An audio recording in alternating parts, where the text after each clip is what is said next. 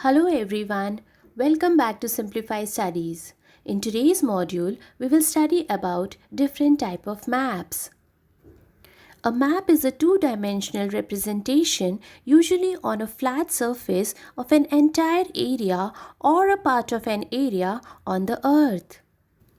Maps enable us to show the physical features such as mountains, plains, coastal regions, roads, population, climates, natural resources, and many more details about a geographical region.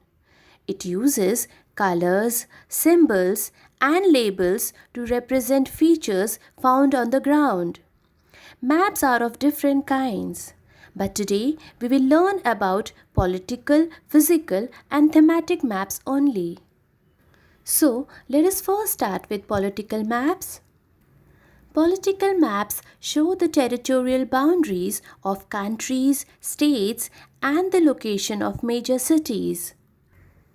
Some of the maps cover the territorial boundaries of entire continents, while some maps are of a particular regions and others are of much smaller areas, such as a state or a country.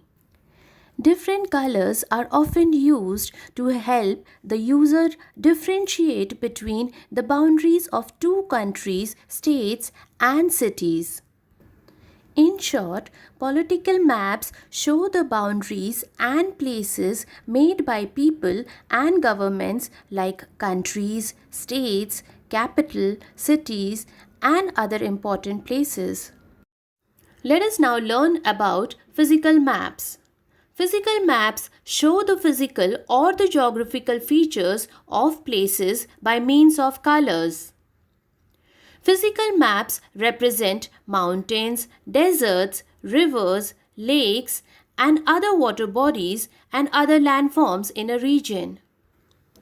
Physical maps, however, do not usually depict territorial boundaries as shown on the political maps. Next, we have thematic maps. A thematic map is a type of map which gives information on a particular theme related to a specific geographical area. It focuses on a particular theme or topic such as crops, climate, population, land routes, etc. In short, these maps are used to get specific information about a particular location.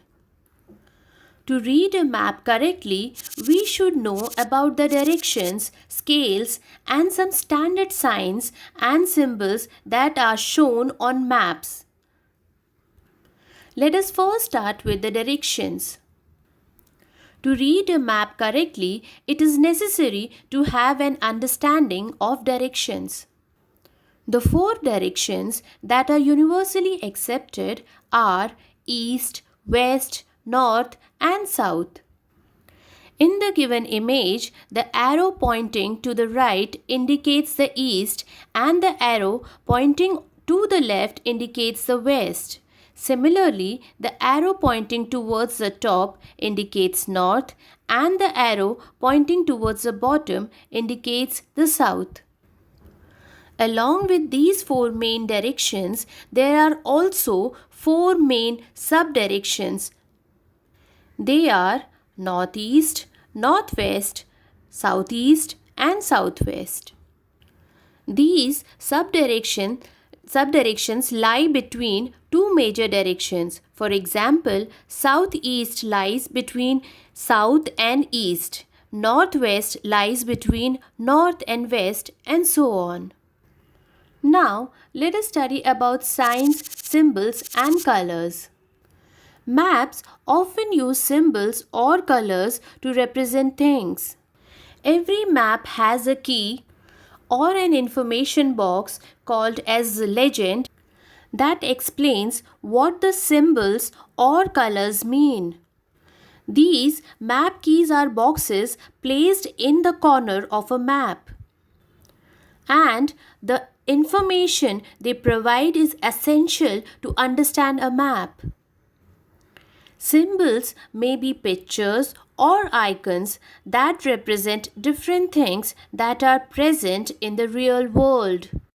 Sometimes the maps might be colored or shaded, and the keys explain what the colors and shades mean.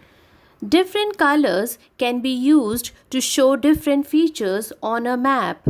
For example, brown shows high mountains that are lower than the highest mountains. Yellow shows high land like plateaus. Dark green is used to represent lowland, land that is almost at the same level as the sea. Light blue shows the part of the sea that is less deep. This is near the land. That's all for today. Have a good day.